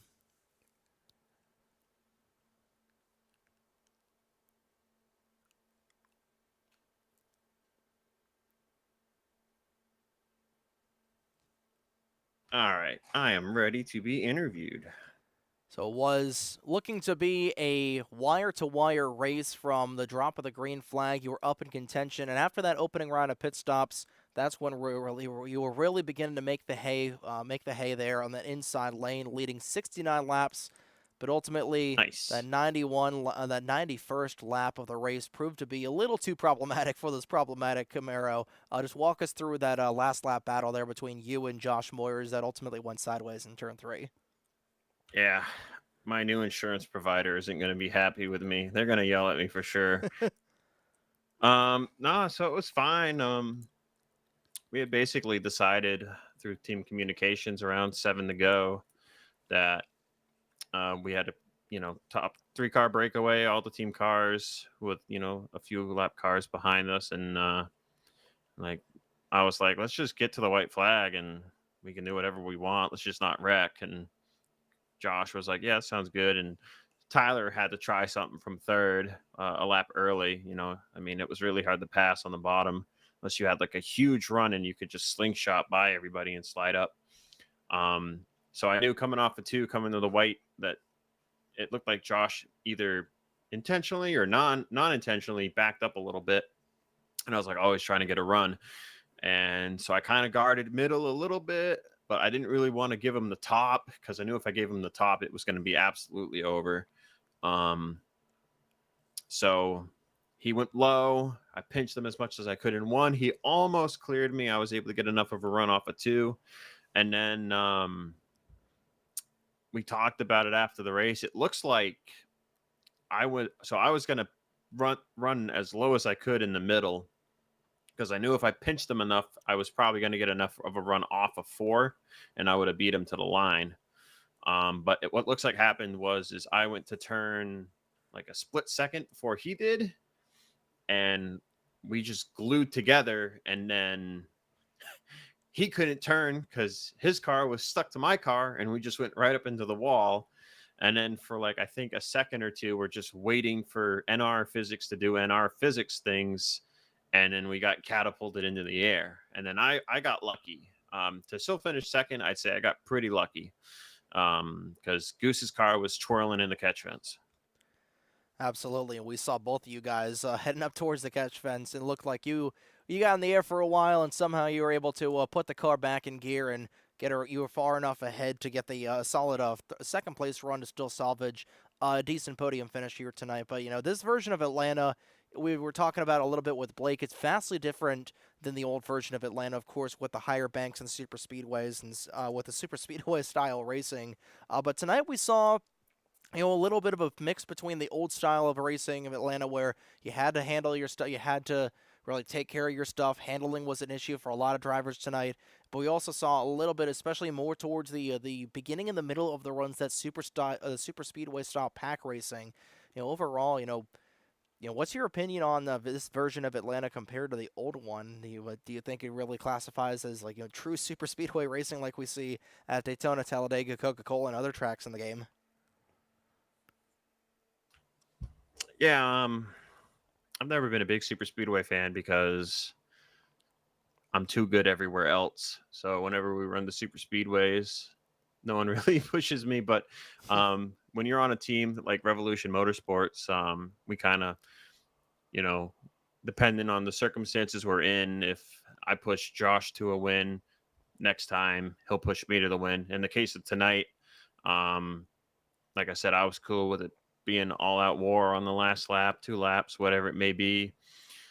So to actually answer your question about the track, it's all right. It's grown on me. I think we have a pretty good package here where you can't, the bottom isn't really going to work long-term. You kind of have to get like a big run and have 2 or 3 people go with you and then slingshot all 3 of you to the bottom. And we saw that kind of work at one point. Randall, Josh, and I think Tyler were all lined up. And then they also had Juan helping them out. And they almost got ahead of, it was, I think, James, Blake, and me on the top. And they were creeping ahead for a few laps. And then it just kind of, somebody either ditched or got too tight, and it killed their momentum just enough to where we were able to fly by right before we had to pit there on the first round. Yeah, and after that pit stops, you guys look so strong out there, and of course, with the Revolution Motorsports quartet out there up until that second round of pit stops where you guys got split up a little bit. Randall was a little bit more towards the back, but he was still able to, as of right now, mathematically win the regular season championship. Still unofficially, that'll become official later on here this week. But before we'll give you. Let you lose for the proverbial hat dance, of course. You've been a little bit out of the sim rig for the last couple of weeks here with NR2003. Just how does it feel to be back here in the seat over this last week or so? Just back in this game, back where, in a game you have been dominating for so long here. You've been such a figure in this community in terms of just domination and just sheer domination, sheer class as well, and overall, just how does it feel to really be back here after a little bit of a hiatus? Yeah, so I took like 6 weeks off from, I think it was Fast Watkins Glen in mid-May. I had been running full time over at Bomb Squad. Bomb Squad's a little more under the radar. A lot of people don't really see what goes on in there. But when you race at Bomb Squad, for someone like myself, it's a very humbling experience because Tyler Mallon races over there, and it's really hard to beat Tyler Mallon. So I took 6 weeks off, and the last few weeks I've been racing a little bit here and there at BSR again. I've been able to get a few wins over there since I've gone back, but I'm not really competing for anything over there anymore because of the time away. So yeah, it's been fun. I just like randomly decided, I left a bunch of these groups because in my mind, um, I'm I'm obsessed with this game. I heard Jovan Anderson say it on a broadcast that Fuel You had a few weeks ago at Chicagoland. Is as much as you try to go away, you get obsessed with this game and you come crawling back. Mm-hmm. And a lot of league groups that I have left over the past 10 months that I've now come back to, I didn't leave them to diss them or say that they weren't worth my time. I needed to not run as much. I wasn't going to run at all this year, but I was back at Bomb Squad and I was like, I should try to race full time over there again and see what happens. And I just really hit burnout again, and I had to take 6 weeks off. So it's never a diss to any league. I guess some leagues take it as a diss if you leave, but in my opinion, that's not always the case unless something is said. So I'm glad to be back here at Fast. Randall didn't even know I left the server, so um, Randall's pretty cool, great team owner, and I know I might not be invited to Fuel right now, but I still respect the heck out of Tyler for everything he's done for Fuel, and I really I helped them run, as he said to me earlier tonight in the beginning days. 3 years ago now, it's been since Fuel was brought back, and it was me and Tyler at first, um, just figuring things out. There was no Ike, there was no Apollo. It was just me and Tyler, and then Apollo got brought on, and she's done a great job helping Fuel grow over there with her own series. Nothing but respect for her, and she's great at what she does on the track with the controller. So all respect. She made a great move, by the way, at Anchorage last week for the win. And then Ike, I was able to help Ike transition to a wheel last year and really get him like a jump start compared to where many just kind of get a wheel and they have to figure it out on their own. So I was grateful to be able to help teach somebody um, learn wheel and give them settings to start out with regarding Ike Durbin. And then I also was helping out Jolene Sims with setups when she was racing over there. So nothing but respect for Fuel. It's unfortunate where things stand right now, but I've been around the game 10 years now, and I've finally realized certain things about myself and been managing to just kind of handle those. And I've realized that, at the end of the day, it's a video game, and a lot of stuff that happens is just kind of silly when you look back. It definitely is. As somebody who has also been obsessed with this game for about 6 or 7 years at this point, it's been, this game. I saw somebody tweet about this earlier on today. Why NR2003 is such a popular game, even 23 years later after being published back in 2003. It's just the skill ceiling for this game is, like we were talking about a little bit. It's just so hard to master. You're one of the few people that's really been able to master the skill ceiling with this game. But even after that, it's when you're racing against everybody else, it's such a good time with your friends, such a good time from a competitive standpoint, and overall, it is it's so addicting. It's so fun with just the amount of stuff we can do. Again, we're racing in a 23-year-old game with modern day cup cars at a modern day Atlanta here on the NASRN, and it's such a fun time with your friends, such a fun time competitively, like I said, and it's really hard. I don't blame you for getting that itch to come back after only 6 months, as Paulie Gutierrez said.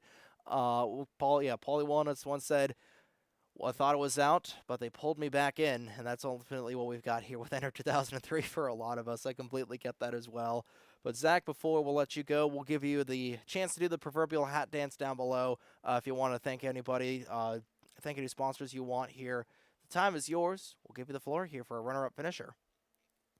Yeah, thankfully it wasn't 6 months. It was only 6 weeks. 6 weeks, but that's what I meant. it's fine. It happens. It's late.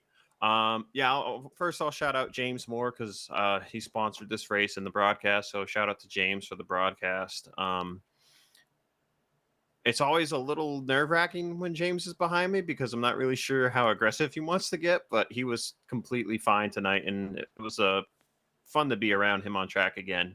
You only really get to see James here at Fast, so he's one of those guys that's like one league specific. So glad to race James again, and thank him for sponsoring the broadcast. Got to thank Randall, of course, for the league and being a good teammate, team owner. It was a shame that we lost him there after that second pit stop, but it happens.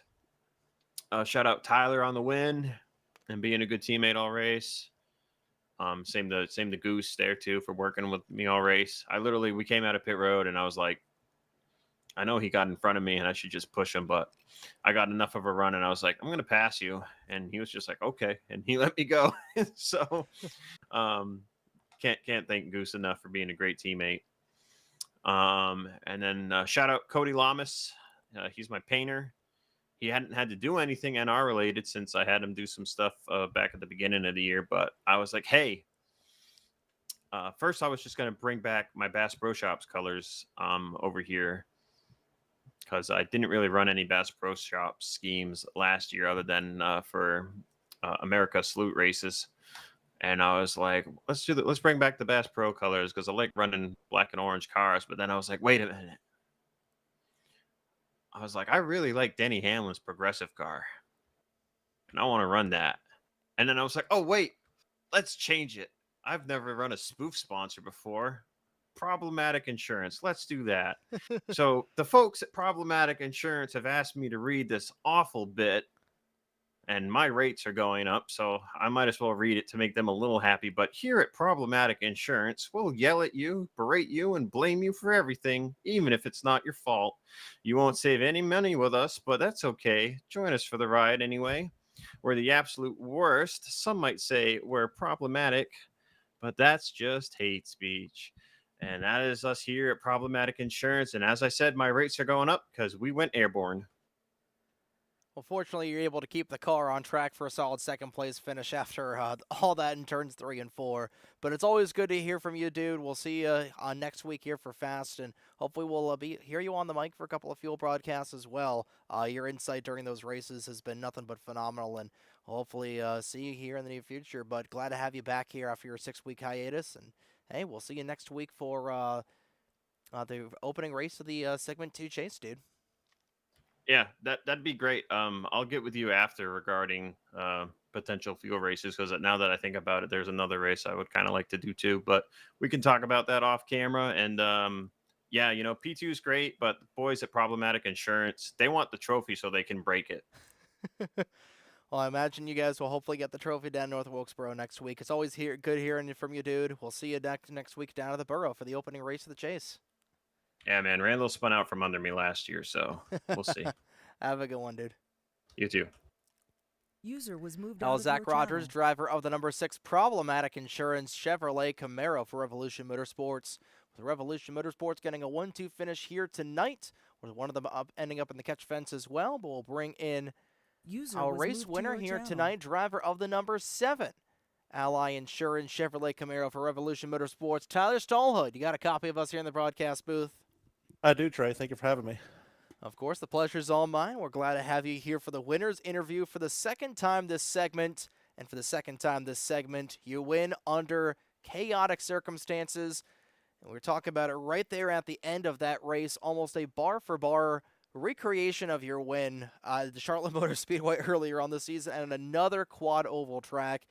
You drive through the fire and the flames to carry on for your second win of the season. Just walk us through that final 3 laps where you were looked like you were dragging the brake a little bit to try and get a run off the 8 car, and then just take us through dragging the brake with about 4 to go up until crossing the finish line first to get that second win of the season.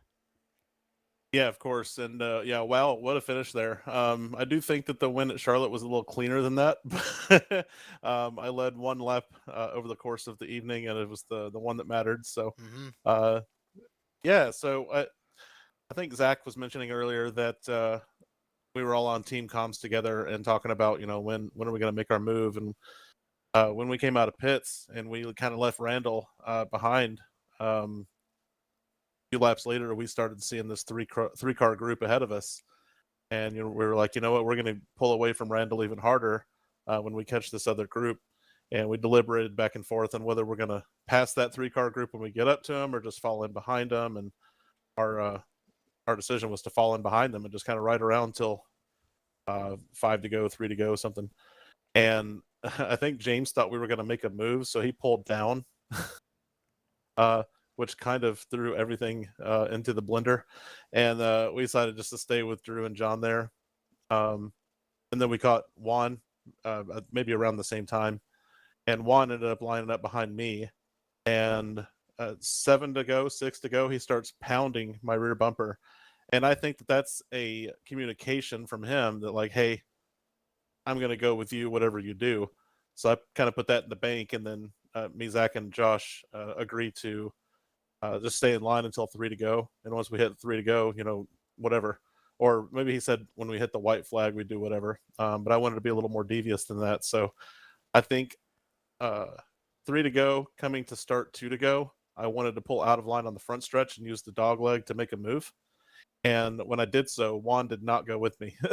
So it was me against 5 or 6 cars, and I just did everything I could to stay relevant.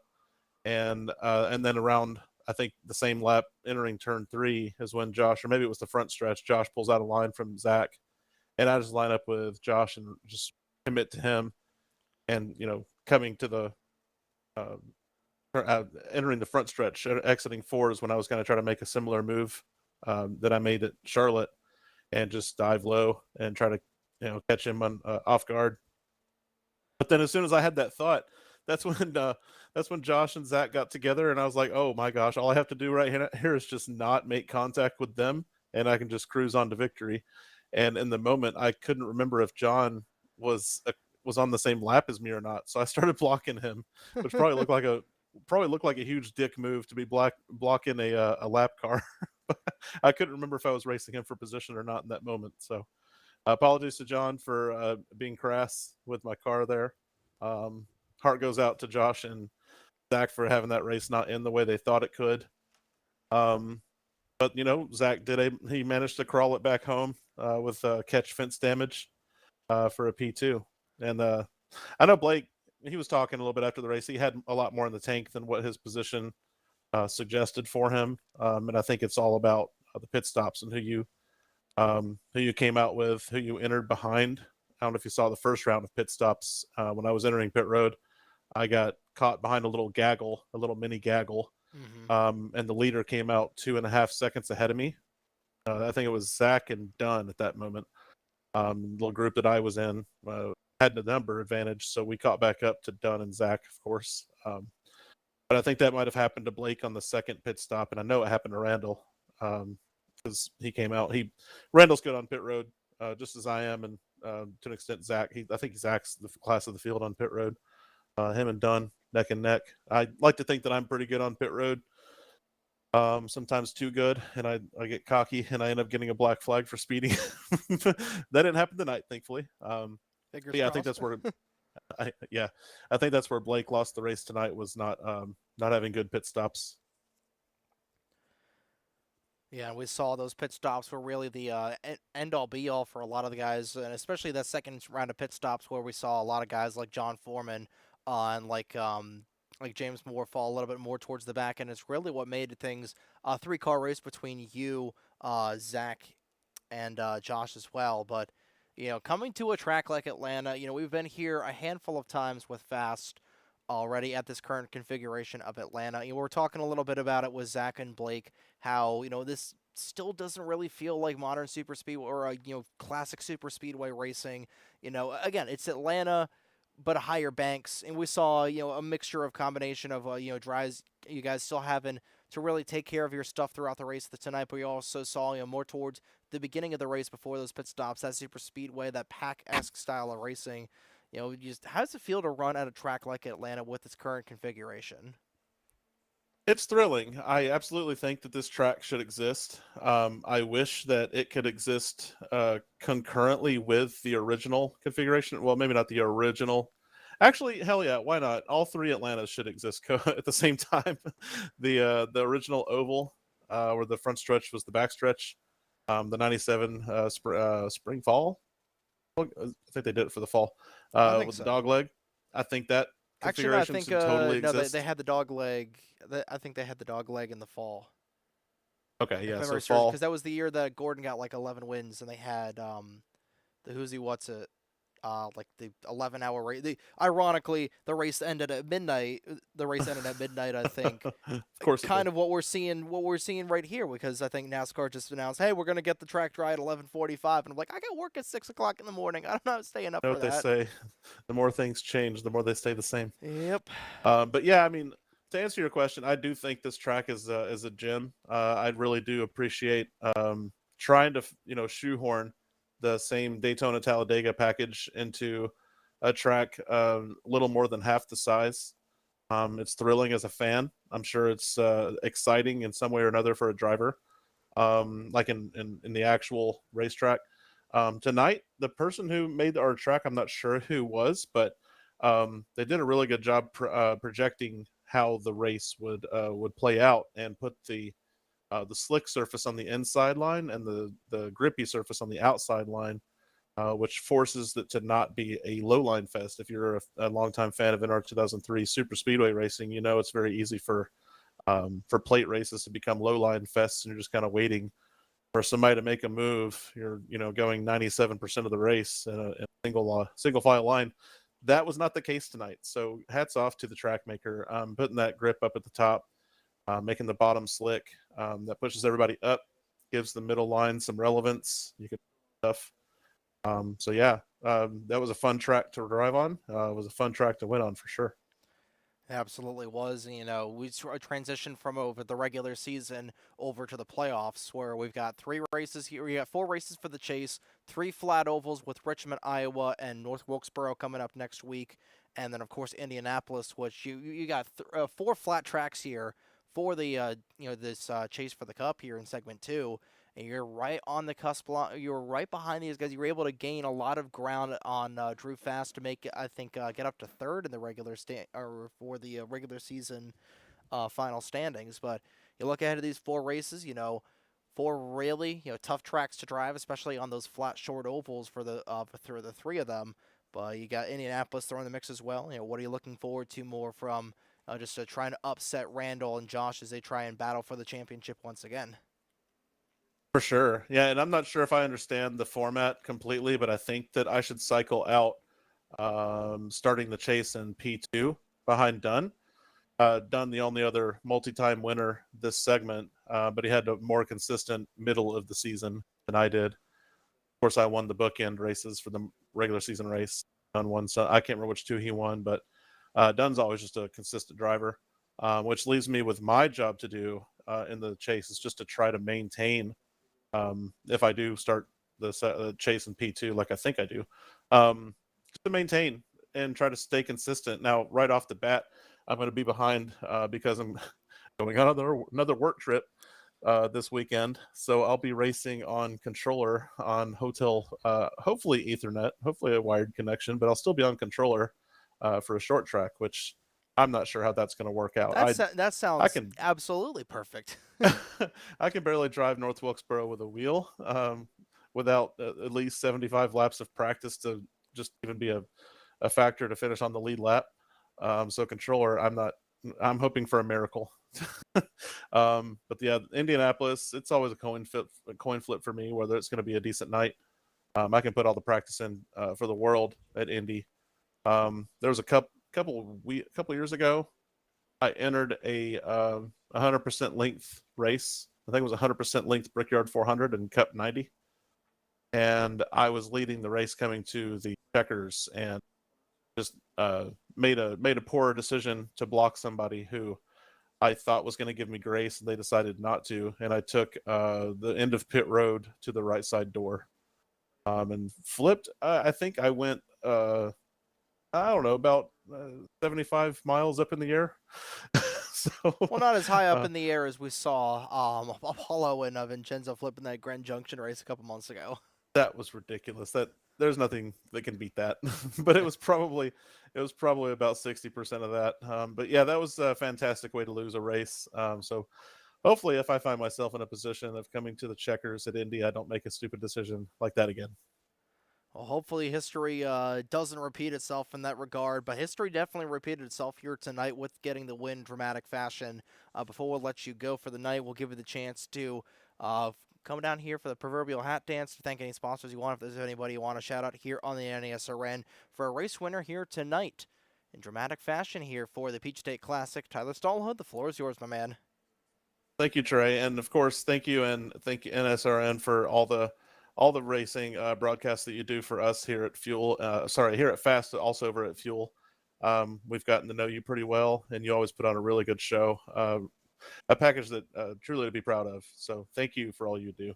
Also, thank you to Revolution Motorsports for signing me on for this year. Randall for giving me the opportunity, and everybody at Fast just making it what it is.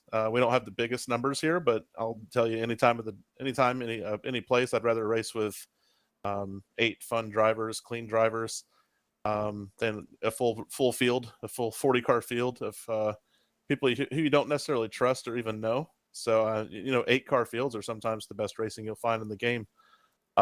James Moore and Morecom Productions, thank you for sponsoring the race, jumping on board. And given Trey an opportunity to introduce himself to the Fast Kingdom. Ally Bank for jumping on the hood. I haven't run the Ally colors in quite a while. I've been trying to do more of the Coleman cars sponsorship because of Kyle Busch's final race that he won was with Hendrick cars, and that's an homage to him and the whole Spire team that took that truck to victory for his final truck race. So Ally Bank, thank you this time, and Fuel Racing League just for getting behind us, and everybody who just runs over there and makes it what it is, makes it fun. We try to keep the peace, and sometimes that's tough. Decisions have to be made that you don't necessarily have to feel good about, but it does help. As I told Zach, to sometimes think about this whole NR2003 community sometimes as an unserious organization. It's just a video game. If this was like the Moose Lodge or the Knights of Columbus or something where we have to all get together because we have a common purpose in life or in philanthropy or making a real life impact, then it would be something different. We'd have to find a way to make up our differences. And but in a video game, you just kind of, everybody's there to have fun. There's no no frills. And if people are willing to walk away from a video game group because of who's in it, then as an owner of that group, you have to kind of take steps just to keep the so I appreciate Fuel Racing League for being a fun place to race. Of course, Zach and Josh for being great teammates, and all the fans of NASRN for watching every week. Thank you, guys. Hey, you guys are the ones that put on the broadcast, or really put on the product down on the track below, and you guys are the ones that put on a heck of a show for us to broadcast here. And we're really privileged to watch you guys and be able to broadcast to a wider audience here on YouTube. But Tyler, congratulations on your second win of the season, and we'll go ahead and let you celebrate down in victory lane with the guys because you earned that one. Leading the most important lap of the race. They don't ask how many laps you lead. They just ask that you lead the most important lap there at the end of the race. And we'll see you this upcoming Wednesday at North Wilkesboro. Hopefully you'll be on your controller for the Fuel race. We'll see, or you'll be on your wheel for the Fuel race. Hopefully we'll see you be able to weather the storm on controller Sunday for the RPCS race on Sunday as well from North Wilkesboro. 100%. Thank you so much, Trey. Once again, we'll see you later. Have a good one, dude. User was moved out of That your was channel. Tyler Stallhood, driver of the number 7 Ally Bank Chevrolet Camaro ZL1 for Revolution Motorsports.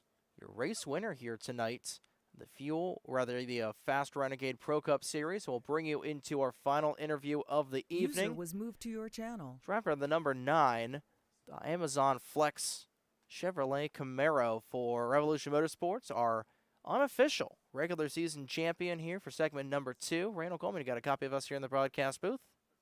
I got a copy.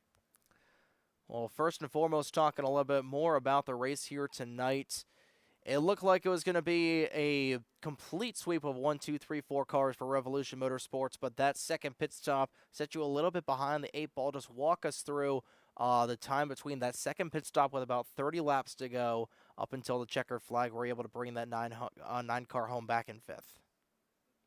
Yeah, unfortunate that we lost them coming out of pit road there.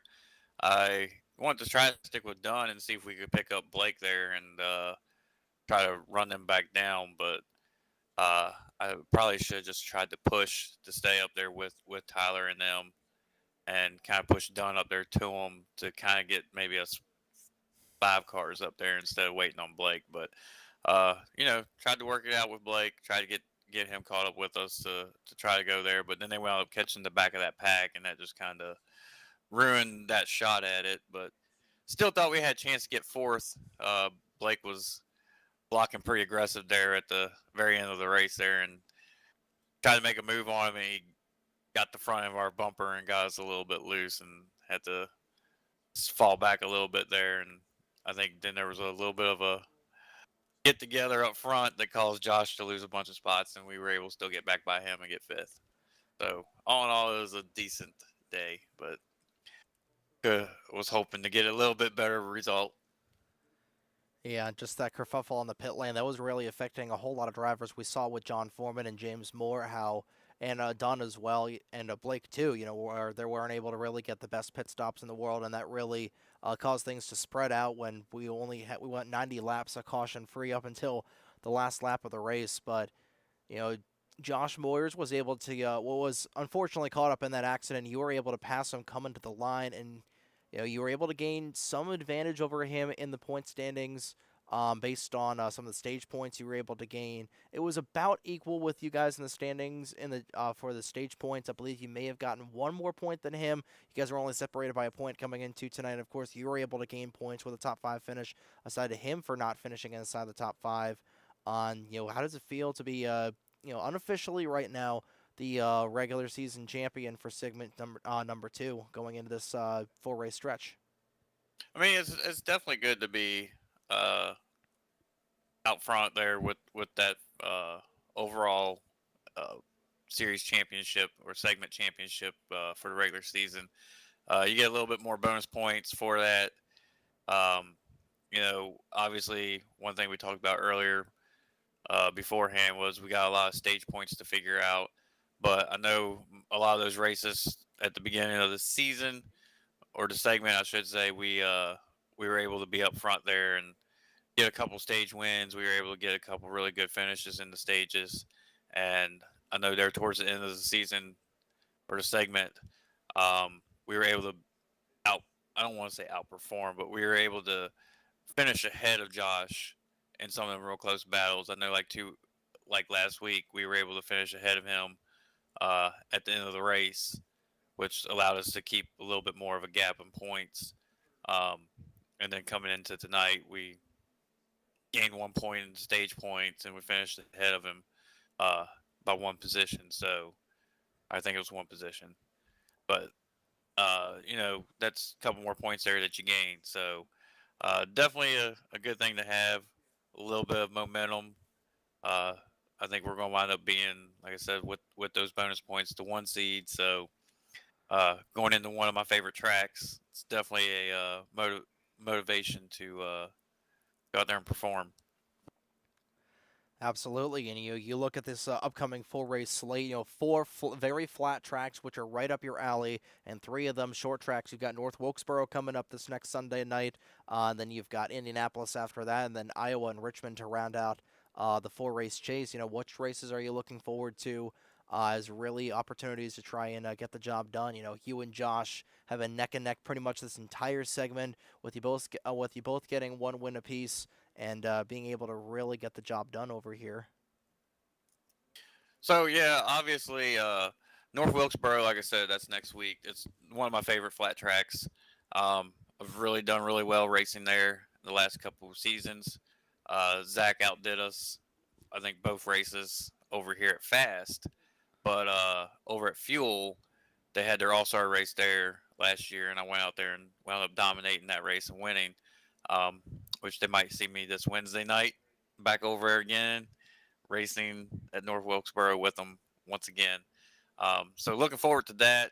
But Wilkesboro's always been really good. We actually almost tried to pull that win off last year. We got underneath Zach coming out of turn 3 and 4, and we wound up losing it underneath him and spinning, which cost us the win. So kind of missed that opportunity there. But Indy is a love-hate relationship for me. I love Indy, but at times Indy hates me. We really run really well there usually, but then we also usually have some random engine failure or getting caught up in a wreck or something happens there that we don't get the results that we usually like to get. And obviously the last 2 races, Iowa and Richmond, I came out here last year and won both of those races. So having both of them there at the end of that season or this segment, obviously it feels like it's a confidence booster, knowing that we won those races last season and that we did really, really well in them. I think we led the most laps in both of those races. So our expectations are high, obviously, for 3 of the 4 tracks, going into these playoffs. Absolutely. And, it was right down to the wire between you and Josh for the Segment 1 championship. Unfortunately, RNGesus decided, oh, no, you're just going to break a gearbox at Watkins Glen. Hopefully, RNGesus doesn't come out in full force over these next 4 weeks, but you never know. Like we saw with the end of this race here tonight, you just never know what's going to happen. You can always do your best, but overall, a really strong next month of races coming up for you for this next quartet of contests. But overall, Randall will give you the floor to thank anybody that you want here tonight. With, of course, as the league admin, we'll give you the floor to thank any sponsors that you want on the car. But with a solid 5th place finish here this evening and a regular season championship to boot, unofficially, Mr. Randall Coleman, the floor is yours. First and foremost, I want to give a big shout out to Tyler. Tyler has come a long way being a part of this team. Went out and won the race tonight. I know the other 2 teammates got together and he was able to go out there and get that win. But great strategy they had the whole entire night. We communicated together with one another, and they kind of worked together to the end. About 3 laps to go, they were all like, "All right, at 3 to go, let's just go for it. Let's try not to wreck." And then, unfortunately, Josh and Zach got caught up a little bit together with each other, and Tyler benefited from it. But still, Tyler, this season, he has run really, really well. He's gotten a lot more confident in his racing skill and craft here with us, and can't be more proud to see him go out there and win another race.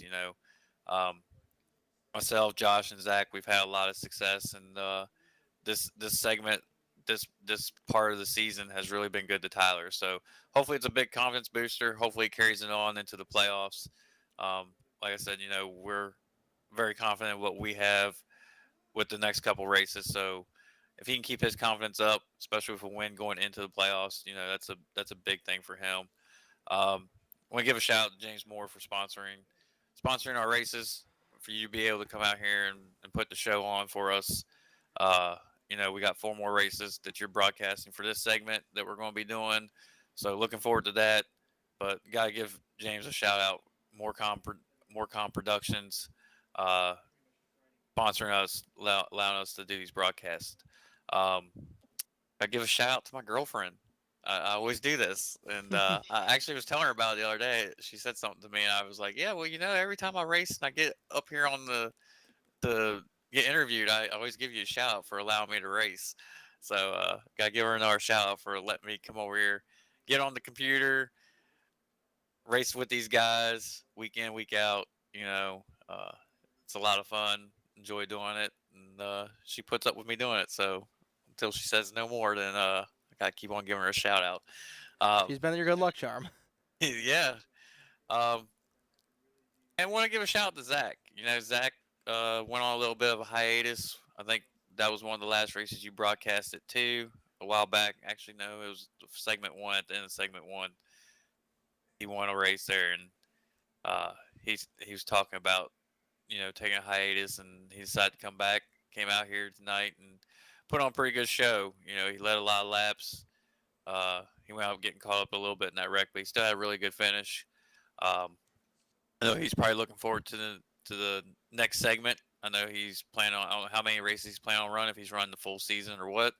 But obviously, with him coming back, you know, the competition level is going to go up, and it's going to make it a lot more competitive and a lot more fun. So, looking forward to being back on the track with him, going out here for these championships, the last couple segments. And got to thank my sponsors. You know, Napa. We had Amazon on the car tonight. Thought we could pull it off again. You know, hey, first race of the second race of the season, we wound up coming out here to Atlanta and winning in that Amazon car. So why not bring it back out to the track that we won at? Fortunately, we didn't get up there to the front, but still put on a good show. Led some laps. Got up there and was competitive. So, you know, shout out to them. Shout out to Napa. We're going to go out here and try to get this championship. Absolutely, and hey, a good start. Good run of the championship starts here with a good run here tonight. A solid fifth place run, able to get some points here tonight. And you got four tracks coming up right up your alley here for the next 4 weeks competition for this chase for the cup. We'll go ahead. We'll let you officially tally up the points here. We'll get the official chase grid, and that'll be all configured here over this next week or so. But Randall, it's always a pleasure to talk with you. Always a pleasure to be here to broadcast these fantastic races. And we'll see you, hopefully, we'll potentially see you this Wednesday night down in North Wilkesboro for Fuel. And we'll definitely see you this next Sunday night for Fast here for the opening race of the chase. Yeah, like I said, I'm looking forward to hopefully getting out there on Wednesday night, and maybe we can put that thing in victory lane and get another interview with you. We'll definitely hope to see you there. But until then, dude, we'll see you when we see you, dude. Sounds good. Have a good night, man.